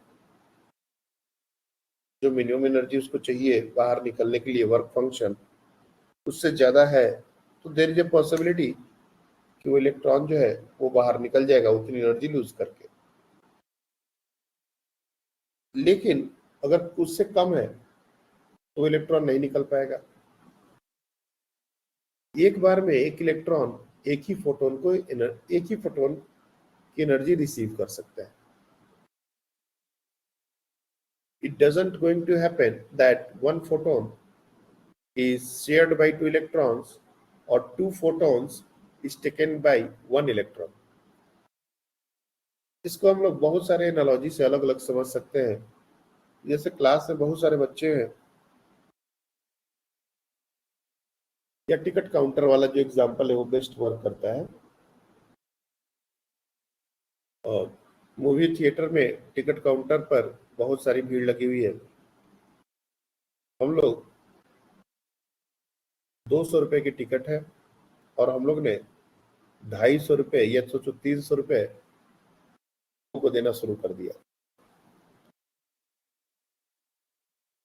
तो लोग जाके, पहले टिकट काउंटर बिल्कुल खाली है और हमने सोचो 300 और 500 जो भी 200 से कम की अगर हम लोग पैसे उड़ाएंगे तो वहां पर जो भी लोग हैं एक बार वो पैसा ले रहे हैं और वहां से भाग रहे हैं, वो दोबारा वो पैसा कलेक्ट नहीं कर रहे. तो जिनको 200 से, अगर हम लोग उनको 200 से कम देंगे तब तो वो कभी भी टिकट ले ही नहीं पाएंगे, वो कभी निकल नहीं पाएंगे. लेकिन जिनको हमने मान लो 300, 400, 500 दिया, तो जो सबसे पीछे खड़े होंगे भीड़ में वो 500 रुपये लेंगे, तुरंत काउंटर पर जाएंगे, 200 की टिकट लेंगे और बाकी 300 पॉकेट में रख के थिएटर में चले जाएंगे. लेकिन जो बिल्कुल नजदीक है हम लोग के, जहाँ हम लोग पैसा डिस्ट्रीब्यूट कर रहे हैं, तो वो काउंटर तक जाएगा, उसके पहले बहुत सारी लंबी लाइन लग गई, बहुत सारे लोग आ गए, उसको अगर निकलना है तो पॉसिबिलिटी है कि वो बहुत सारा ब्राइब अपने आगे वाले को देना शुरू करेगा। And this actually happens, electron makes collisions with other electrons and kernels। जब हम उसके ऊपर फोटोन की एनर्जी फॉल कराते हैं, अगर उस फोटोन की एनर्जी उसके वर्क फंक्शन से ज्यादा हुई, तब भी कोई जरूरी नहीं है कि वो इलेक्ट्रॉन निकलेगा। And that is because that electron may be not on the top surface of the metal, और उसको सरफेस तक आने के लिए बहुत सारे कोलिजन करने पड़ रहे हैं, और कोलिजन करने में उसकी बहुत सारी एनर्जी जो है वो लूज होती जा रही है, और जब तक वो सरफेस पर आया तब तक उसकी एनर्जी, जो मिनिमम एनर्जी चाहिए थी निकलने के लिए, उससे कम हो गई।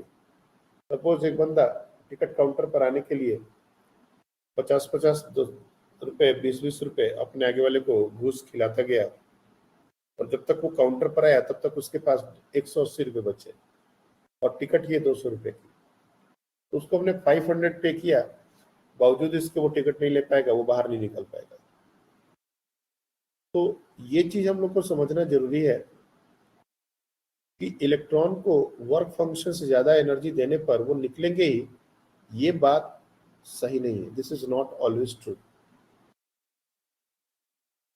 और अगर हमने 500 रुपए दिए तो वो 200 की टिकट खरीदेगा, और उसके पास 300 रुपए ही बचेंगे, सारे इलेक्ट्रॉन के पास 300 रुपए बचेंगे, ये भी बोलना सही नहीं। हाँ, ये हम लोग कुछ कुछ बातें जो कंक्रीट तरीके से बोल सकते हैं, वो ये बोल सकते हैं कि अगर हमने 500 पे किया है और 200 की टिकट है, तो मैक्सिमम पैसा, maximum amount a man can have is 300। इससे ज्यादा कोई नहीं रख सकता। लेकिन सारे 300 ही रखेंगे और सबके पास 300 बचेगा, ये रॉन्ग स्टेटमेंट होगी। किसी के पास 250 भी बच सकता है, किसी के पास 150 भी बच सकता है। ये जो पैसा बचने वाली बात है, this is the like kinetic energy of electron after coming out from the metal surface. जितनी एनर्जी हम उसको दे रहे हैं, उसको जितनी एनर्जी उसको इलेक्ट्रॉन निकलने के लिए उसकी वेस्ट हो रही है, उसके अलावा भी उसकी एनर्जी खर्च होती है इन बिटवीन कोलिजन। जो सरफेस पर इलेक्ट्रॉन है जिनका एक भी कोलिजन नहीं हुआ, वो पूरा पूरा 300 रुपये लेके बाहर आएंगे। लेकिन जो थोड़े भी भीतर है, उनको बाहर आते आते कुछ एनर्जी का लॉस झेलना पड़ेगा, और उनकी एनर्जी, उनका जो पैसा है वो 250, 200, 150, 100, 50, 0 भी हो सकता है। ऐसा भी हो सकता है कि वो काउंटर तक जाते जाते उनके पास सिर्फ 200 बचे, और उन्होंने टिकट ली और जस्ट बाहर निकल गए, उनके पास काइनेटिक एनर्जी बची ही नहीं। तो there are some electrons which comes out from the metal surface having almost zero energy, and there are some electrons which coming out from the metal surface having maximum possible kinetic energy, but this is not the entire picture। Electron के पास 0 से लेके maximum के बीच में कोई भी kinetic energy हो सकती है। कितने इलेक्ट्रॉन के पास मैक्सिमम काइनेटिक एनर्जी है और कितने इलेक्ट्रॉन के पास मिनिमम काइनेटिक एनर्जी है, इसका कोई काउंट नहीं होता। दूसरी बात, जैसे मैंने कहा कि इंटेंसिटी बढ़ाने पर नंबर ऑफ फोटॉन्स बढ़ते हैं। Intensity apply signifies the number of photons falling per unit time. Question ये है कि जो सैचुरेशन की बात आ रही है, ये क्यों आ रही है? तो यहां पर इलेक्ट्रॉन जब निकल गए बाहर, तो कुछ इलेक्ट्रॉन के पास काइनेटिक एनर्जी सफिशिएंट है, वो खुद से चल के चले गए। फॉर एग्जाम्पल 10 इलेक्ट्रॉन निकले, सपोज हमने 100 फोटॉन्स फॉल कराए, 100 फोटॉन्स, 100 फोटॉन्स को फॉल कराने से 10 इलेक्ट्रॉन निकले।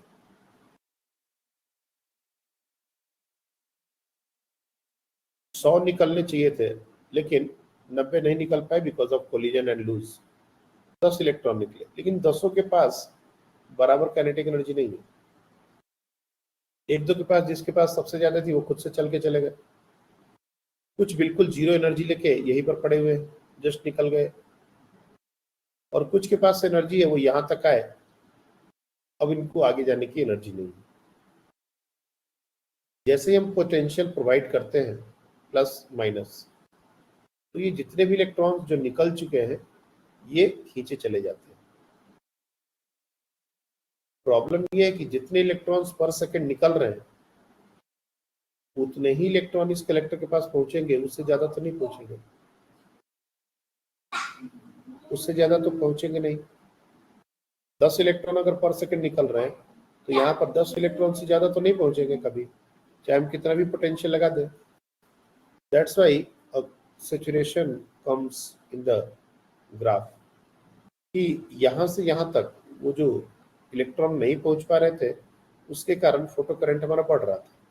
लेकिन एक बार जैसे ही वो सारे इलेक्ट्रॉन्स कलेक्टर के पास पहुंच गए तो उसके बाद अब करंट नहीं बढ़ेगा।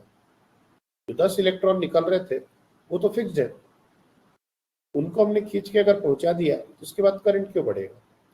That's why this is the saturation current and this remains constant. अगर हमने इंटेंसिटी बढ़ा दी, सपोज अगर हमने 100 फोटोन की जगह 200 फोटोन फॉल कराने लगे, ऑब्वियस सी बात है 20 इलेक्ट्रॉन निकलेंगे। जब 100 में 10 निकल रहे थे तो ऑन एन एवरेज 200 फोटोन में 20 इलेक्ट्रॉन निकलेंगे। जब 20 इलेक्ट्रॉन निकलेंगे तो उसके कारण करंट भी ज्यादा होगा। जब सारे 20 इलेक्ट्रॉन टर्मिनल तक पहुंचने लगेंगे तो सैचुरेशन करंट बढ़ जाएगा। And that's why we are seeing increase और डिफरेंट सैचुरेशन करंट और डिफरेंट इंटेंसिटी, क्योंकि जब इंटेंसिटी बढ़ेगी तो number of photons falling per unit time is increasing. पहले एक बार में 100 इलेक्ट्रॉन को एनर्जी बढ़ रही थी, अब 200 इलेक्ट्रॉन को एनर्जी, उसमें से 10 इलेक्ट्रॉन निकल के बाहर आ जा रहे हैं। तो इस तरीके से इंटेंसिटी कैसे सैचुरेशन करंट को सपोर्ट करता है और सैचुरेशन करंट कैसे इंटेंसिटी से रेगुलेट होता है, ये इस बात को हम समझ सकते हैं। दूसरी बात की stopping potential depends on frequency of light and not intensity. इसका भी जस्टिफिकेशन हमको मिल चुका है, क्योंकि हमने कहा है कि फोटोन्स की जो एनर्जी होती है वो फ्रीक्वेंसी पर डिपेंडेंट है। तो अगर हमने कोई एक फोटोन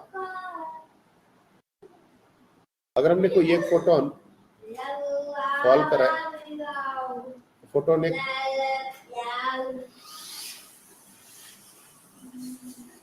एक फोटोन अगर हमने फॉल कराया है,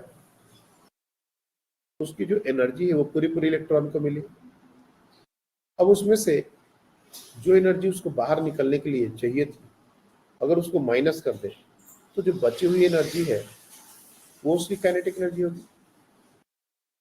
तो ये हम लोग इसको आइंस्टीन थ्योरी, आइंस्टीन इक्वेशन ही बोलते हैं।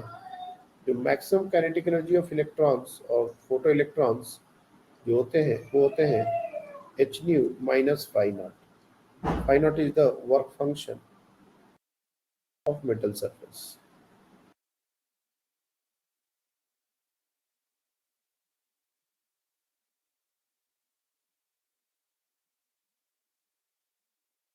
लेकिन ये मैक्सिमम काइनेटिक एनर्जी, सारे इलेक्ट्रॉन की ये काइनेटिक एनर्जी नहीं होगी। जितना हमने एनर्जी दिया और जितना उसका एनर्जी रिक्वायरमेंट था बाहर निकलने के लिए, माइनस करने के बाद जो बचा वो एनर्जी लेके उसको निकलना चाहिए था। But there is a possibility कि वो कोलिजन में अपनी एनर्जी को लूज कर दे।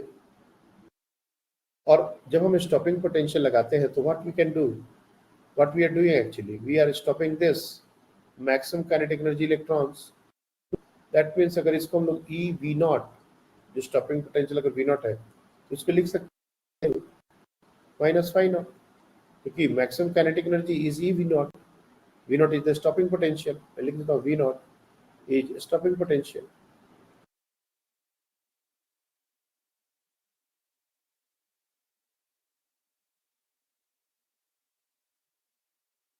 तो यहाँ से एक ग्राफ हमारा बनता है stopping potential versus frequency, h by e into nu minus phi naught by e। देखेंगे स्टॉपिंग पोटेंशियल वर्सेस फ्रीक्वेंसी का ये जो ग्राफ है, straight line passing through the origin with negative intercept, ये कुछ ऐसा ग्राफ होता है। और डेफिनेटली स्टॉपिंग पोटेंशियल का हम लोग फ्रीक्वेंसी निगेटिव नहीं हो सकती, इसलिए ये हमारी फ्रीक्वेंसी लाइन है, इसको हम लोग निगेटिव में ड्रॉ नहीं करेंगे। And this is stopping potential.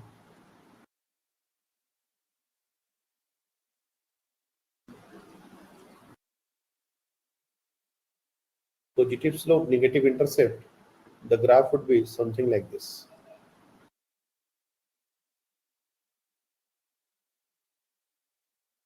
ये जो टर्म है, ये जो आया है, ये हमारा है फाई नॉट ऑन ई, और ये जो एंगल है slope that is equal to tan theta is equal to h upon e which is constant. ये कांस्टेंट, यानी कि कोई भी मेटल के लिए अगर ये ग्राफ हम ड्रॉ करें तो लाइन का जो स्लोप होगा वो सेम होगा। ये जो पॉइंट है इसको बोलते हैं थ्रेशोल्ड फ्रीक्वेंसी, न्यू नॉट।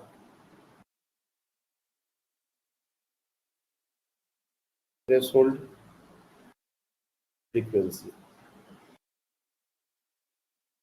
ये जिसका जितना ज्यादा होगा उसका वर्क फंक्शन उतना ही ज्यादा होगा, क्योंकि वर्क फंक्शन और थ्रेशोल्ड फ्रीक्वेंसी में क्या रिलेशन है। So phi is equal to h nu naught, nu naught is equal to phi upon H.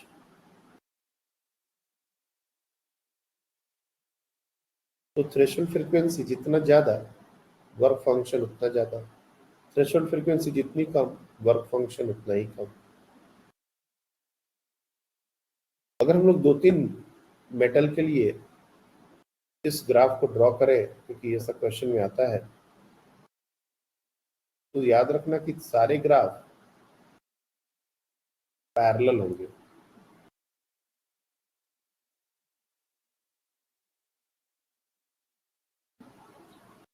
सबका थीटा सेम होगा। अब चूंकि ये मेटल ए है, ये मेटल बी है और ये मेटल सी है, सी का फ्रीक्वेंसी और थ्रेशोल्ड फ्रीक्वेंसी सबसे ज्यादा है, ये एफ, ये स्टॉपिंग पोटेंशियल। हम देख सकते हैं स्टॉपिंग पोटेंशियल सी का सबसे ज्यादा है, यानी कि work function of C is greater than work function of B is greater than work function. इनके बीच में डायरेक्ट रिलेशन मिल सकते हैं। एंगल सारे बराबर होंगे क्योंकि स्लोप जो है हमेशा कांस्टेंट होता है। तो ये हमारा फोटोन थ्योरी ऑफ लाइट इस पूरे, हाँ बोलो। सर वो जो स्टॉपिंग पोटेंशियल और फ्रीक्वेंसी के बीच में ग्राफ बनाया, वो थ्रेशोल्ड फ्रीक्वेंसी से नीचे नहीं जाना चाहिए ना, क्योंकि अगर उससे कम फ्रीक्वेंसी है तो इलेक्ट्रॉन नहीं, निकलेगा ही हम नहीं। लोग ये जो पार्ट है ना, ये ग्राफ का पार्ट नहीं है, इसको एक्चुअली डॉटेड करके बनाते हैं। ये हम लोग का ग्राफ नहीं होगा। ऑब्वियस सी बात है कि स्टॉपिंग पोटेंशियल नीचे की तरफ नहीं जाएगा कभी, फ्रीक्वेंसी से कम होगा तो फोटो इलेक्ट्रॉन इमिशन होगा ही नहीं। लेकिन ये जस्ट इंटरसेप्ट को दिखाने के लिए ये नीचे का ग्राफ ड्रॉ किया गया। ये नीचे का graph part of the graph नहीं है, ये डॉटेड वे में सिर्फ ये नेगेटिव इंटरसेप्ट को दिखाने के लिए। यहाँ पर हमने वो चीज नहीं की है, वो डॉटेड वे में होना चाहिए, that is not the part of the graph. तो हमने यहाँ पर ग्राफ स्ट्रेट लाइन के जैसा उसको ड्रॉ कर दिया, ये डॉटेड होगा, ठीक है। फ्रीक्वेंसी इस यहाँ इसके पहले तो फोटो इलेक्ट्रिक इमिशन होगा ही नहीं, तो फिर स्टॉपिंग पोटेंशियल का क्या मतलब है। सही बोल रहे हो। एक क्वेश्चन अभी सूरज ने शेयर किया था, एक्चुअली वो डबल स्लिट एक्सपेरिमेंट में ये क्या है, कैसे ये हो रहा है, ये तो बहुत अच्छे से हम नहीं बोल पाएंगे, लेकिन दोनों स्लिट का जो इमेज है तो बेसिकली इमेज का साइज दिया हुआ है 9 millimetre and 16 millimetre. Lens displacement method में हमारा फॉर्मूला होता है height of the object is equal to geometric mean of the images form. Directly वही लगा देंगे, वही से हमारा आंसर आ जाएगा। ये कुछ उसी तरह का बात है। The separation between the images of the slit were formed 16 mm and 9 mm respectively. तो किसी भी एक स्लिट का जो इमेज बन रहा है वो 16 और 9 मिलीमीटर पर बन रहा है। तो ये बेसिकली इमेज हाइट्स होगी और इसी को स्क्वायर करके रूट ले लेंगे, इसी को मतलब मल्टीप्लाई करके रूट ले लेंगे। जो हमारा लेंस डिस्प्लेसमेंट मेथड में फॉर्मूला होता है h is equal to under root over h1 h2, वहां से ये रिजल्ट आ जाएगा। ये एक हाइपोथेटिकल क्वेश्चन है लेंस डिस्प्लेसमेंट मेथड और YDSC को कनेक्ट करके। वैसे YDSC का कोई बात नहीं है, ये उसी का पूरा पूरा बात है। तो हम लोग कल इसको और कंटिन्यू करेंगे सर। इसके जितने भी पॉइंट्स। सर जो रिदर ने क्वेश्चन भेजा था उसमें यूनिफॉर्म एलिमिनेशन की बात क्यों आ रही थी क्यू कलर बैंड्स के बाद में? यूनिफॉर्म एलिमिनेशन, देखो 3 ऑप्शन गलत है, 4 अपने को करेक्ट करने हैं, तो चौथा ही ऑप्शन सबसे ज्यादा अप्रोप्रिएट है।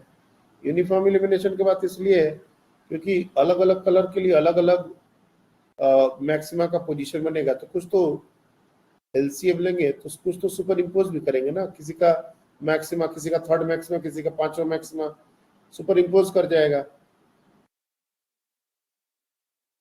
इनिशियली बीटा 1, बीटा 2, बीटा 3 अलग अलग होंगे, लेकिन आफ्टर सम डिस्टेंस बीटा का एलसीएम लेंगे तो एक का थर्ड मैक्सिमा दूसरे के 5वें मैक्सिमा से तो मैच कर ही जाएगा। हो सकता है ना ऐसा?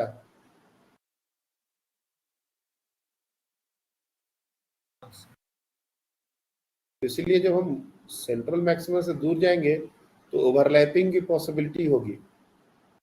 मिनिमा में मैक्सिमा, मैक्सिमा में मिनिमा ओवरलैप करेंगे, तो उसके बाद क्या होगा हम ये बोल नहीं सकते। अगर हमारे पास एक ऐसा ऑप्शन है जिसको हम गलत नहीं काट सकते तो हम उसको करेक्ट मान लेंगे। हम उस पर कमेंट नहीं कर पा रहे। 3 ऑप्शन है जो डायरेक्टली हम गलत काट पा रहे हैं, ये नहीं हो सकता। तो जो बच्चा अगर उसको गलत नहीं कर पा रहे तो वही सही होगा, क्योंकि प्रेडिक्ट कर पाना कि उसके बाद क्या है ये तो मतलब नहीं पॉसिबल है। 7 अलग अलग लेमडास के लिए अलग अलग कहाँ मैक्सिमा मैच करेगा, कहाँ नहीं मैच करेगा, ये बता पाना तो मुश्किल है। किसका मिनिमा किसका मैक्सिमा के साथ ओवरलैप करेगा ये बताना मुश्किल है। इसलिए सबसे सेफ स्टेटमेंट जो है उसी को करेक्ट कर देंगे।